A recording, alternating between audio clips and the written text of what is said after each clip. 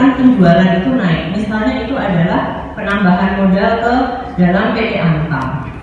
Nah, di sini saya menggunakan rasio pengembalian atas aset, ya, return on asset atau profit yang berhasil di-generate oleh perusahaan dari aset yang dimilikinya. Jadi ini merupakan sebuah rasio profitabilitas, bukan dalam nilai nominal. Karena kalau dalam nilai nominal nanti ada satu periode dia asetnya 1 miliar dengan keuntungan 100 juta dibandingkan dengan periode selanjutnya asetnya sudah 200 juta tapi keuntungannya 150 juta, nanti terlihat kalau di periode kedua lebih untung karena 150 lebih besar daripada 100. Sehingga di sini saya menggunakan rasio untuk melihat seberapa efisien itu aset bisa mengenerate profit. Dan ternyata di dalam periode lebur cap ini bisa dilihat ini rasionya itu sangat rendah, ya, turun secara signifikan. Dan ini pembandingnya adalah industri sejenis juga. Jadi bisa dilihat di periode, terutama di periode 2013 sampai 2017, industri ini dia mempunyai aset yang dia lebih efisien saat dia menghasilkan return daripada PT Antam. Dan itu juga selaras dengan rasio dari return. Dua orang ahli memberikan keterangan dalam sidang lanjutan perkara dugaan korupsi peleburan dan cap logam mulia PT Antam yang merugikan negara 3,3 triliun tahun 2010 sampai 2022. Mereka adalah ahli forensik, ahli merek Anis dan ahli hukum koperasi BUMN Ramli. Mereka hadir untuk menjelaskan ihwal modus operandi korupsi di PT Antam Persero yang telah berlangsung puluhan tahun tersebut. Tim Jaksa Penuntut Umum mengorek keterangan ahli untuk 6 terdakwa pejabat BUMN PT Antam. Anis, ahli dari forensik, menjelaskan ada anomali dalam kegiatan peleburan dan cap logam mulia PT Antam, yaitu terjadi penurunan keuntungan atau margin Antam secara signifikan saat ada kegiatan lebur cap emas Antam. Dia menjelaskan karena harga pokok produksi atau HPP melonjak menjadi 98%. Tapi jauh sebelum ada lebur cap HPP Antam hanya 40%. Anomalinya itu saya analisis dari tren dari tahun ke tahun. Bedanya apa anomali dengan fraud? Anomali yang saya temukan atas kinerja Antam, karena ada periode-periode di mana itu ada lebur cap dan tidak ada lebur cap. Ini kan ada 3 periode. Betul. Ada 3 periode yang menyebabkan PT Antam ini beberapa kali melakukan perubahan kebijakan. Itu dari 2010-2011 ya. Di 2015-2016 itu ada terjadi kebakaran di pabrik pengolahannya. Sehingga kemudian Antam ambil karena tidak bisa memproduksi banyak, hanya ambil dari luar, dari kontrak karya tidak terima, kemudian pihak non kontrak karya, dalam hal ini kalau saya sebut namanya Siman Bahar, seperti itu. Saudara diberitahu nggak tentang terjadinya kebakaran ini? Tidak, Yang Mulia. Jadi ada 3 periode yang kemudian terhenti karena ada kebakaran, kemudian ada penghentian lebur cap di 2017. Ada nggak perbedaan antara ketiga periode ini sehingga penjualan emasnya Antam itu turun? Nah, itu di periode saat lebur cap 2010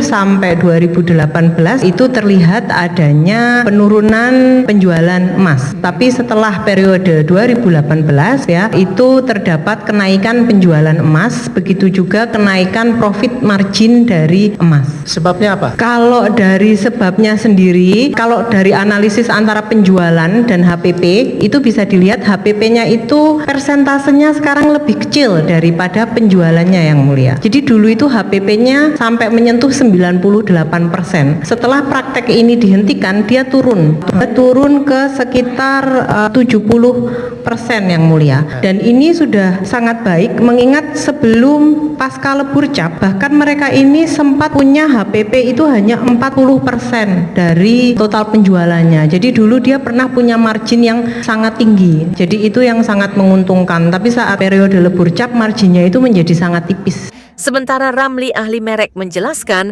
perbedaan value atau nilai logam mulia terjadi meski berbahan sama. Karena merek menunjukkan reputasi, seperti Antam yang telah bersertifikat internasional, tentu berbeda dengan merek lain meski bahannya sama.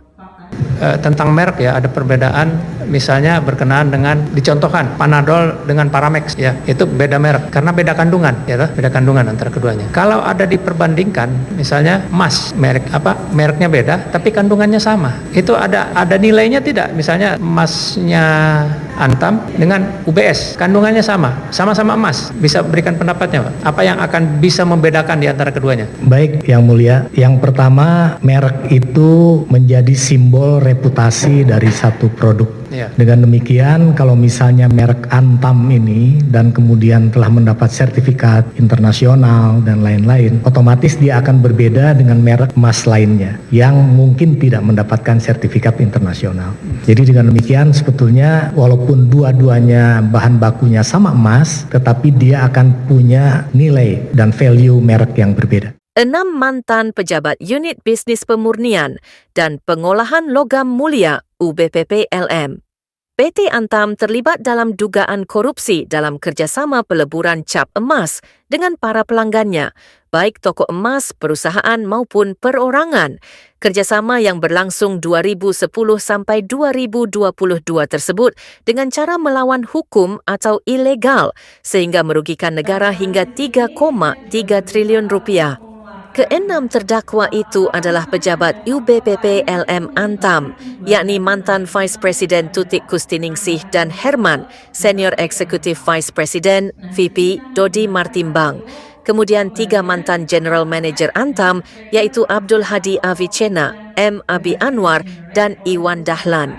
Jaksa menduga mereka telah bekerja sama dengan 7 orang pihak swasta selama berpuluh-puluh tahun merugikan negara.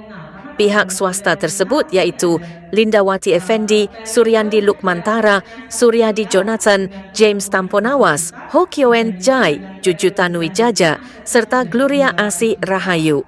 Jaksa menyebut modus kerjasama yakni dengan melekatkan logo LM, nomor seri, dan dilengkapi dengan sertifikat yang mencantumkan label London Bullion Market Association, LBMA. Logo, nomor seri dan label LBMA itu dilekatkan terhadap emas para pelanggan.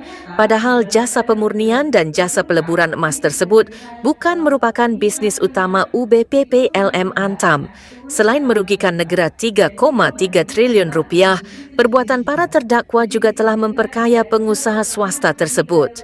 Rinciannya adalah Lindawati Effendi sebesar 616,9 miliar, Suryadi Lukmantara 444,9 miliar, Suryadi Jonathan 343,4 miliar, James Tamponawas 119,2 miliar, Juju Tanuwijaya 43,3 miliar, Ho Kyoen Jai 35,4 miliar rupiah, Gloria Asih Rahayu 2 miliar rupiah. Tim pantau sidang melaporkan untuk Anda. Dan ternyata di dalam periode lebur cap ini bisa dilihat ini rasionya itu sangat rendah ya, turun secara signifikan. Dan ini pembandingnya adalah industri sejenis juga.